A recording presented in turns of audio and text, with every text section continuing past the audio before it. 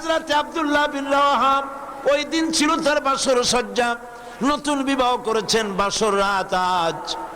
চলে গেছেন বাড়িতে, তারপর বাইরের থেকে শুনতে পান স্ত্রী কোরআন শরীফ তেলাওয়াত করতেছেন।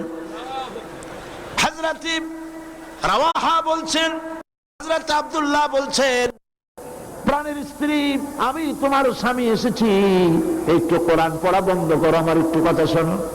নবীজি আমাকে জিহাদের ময়দানে যাওয়ার জন্য অর্ডার করেছেন, আমি জিহাদের ময়দানে যাচ্ছি, আমি তোমার কোনো হক আদায় করতে পারি নাই, তুমি আমাকে আল্লাহর হস্তে মাফ করে দিও। স্ত্রী বলছে, প্রাণের স্বামী, একটা বার ভেতরে আসেন, আমি আপনাকে দেখে নেই, একবার মাত্র দেখেছিলাম, আরেকটি বার আপনাকে দেখতে চাই। হযরত আব্দুল্লাহ বলেন, প্রাণের স্ত্রী, আমি ঘরের ভিতরে